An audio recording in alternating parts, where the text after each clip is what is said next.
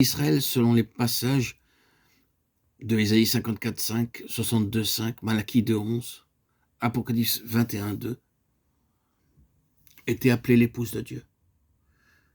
Selon ces écrits, Dieu était un époux pour Israël.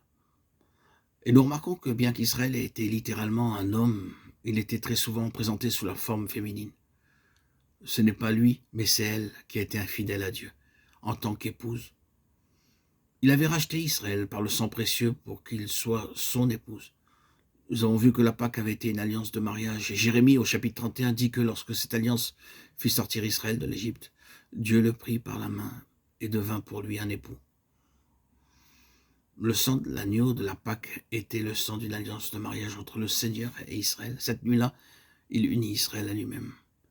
Et il fut ainsi racheté par son sang. Il n'est pas nécessaire de parler beaucoup à ceux qui connaissent l'Ancien Testament de l'amour de Dieu pour Israël. C'est la chose la plus étonnante dans l'histoire. Lorsque nous pensons à ce qu'était Israël et que nous lisons l'histoire de ce peuple dans sa propre attitude, c'est la chose la plus merveilleuse que d'entendre le Seigneur dire « Je t'ai aimé d'un amour éternel ». Jérémie 31:3. Dieu n'a jamais abandonné cet amour, c'est encore un amour éternel. Mais il y a un sanglot dans le cœur de Dieu, c'est un amour désappointé. L'Ancien Testament est cependant une révélation merveilleuse de l'amour de Dieu pour Israël, l'amour du cœur tout entier de Dieu pour une épouse, comme cet amour a été exprimé.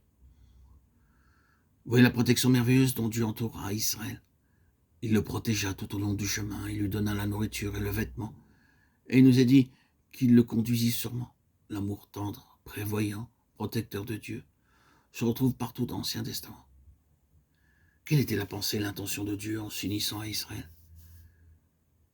Il avait voulu qu'il soit à lui pour son plaisir. L'Éternel prit plaisir en Israël. Il l'avait créé pour son propre plaisir, afin qu'il soit la satisfaction de son cœur. C'est là naturellement un mystère profond. Pourquoi le Dieu Tout-Puissant désire-t-il quelque chose pour son plaisir? Lui qui possède toutes choses et qui réellement n'a aucun besoin, nous est cependant révélé comme celui qui a créé un peuple pour son plaisir. Nous le voyons, il a créé toutes choses pour son plaisir. Et il a créé le monde pour son plaisir. Il a créé tout ce qui est bon dans le monde pour son plaisir. Il a créé l'homme pour son plaisir.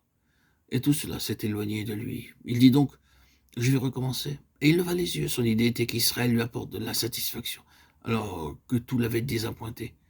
L'épouse était pour le plaisir de l'époux. Ensuite, Israël fut élevé afin d'être la révélation de l'Éternel. Dieu voulait se révéler à tout l'univers par Israël et montrer quel époux il est.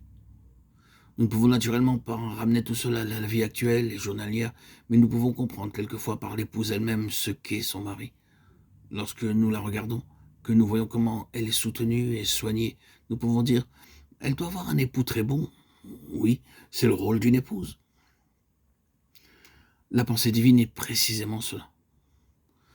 Dieu désire révéler à tout cet univers quel Dieu d'amour il est, en étant un époux pour Israël.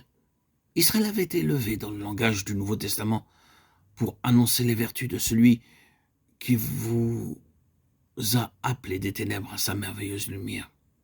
1 Pierre 2:9.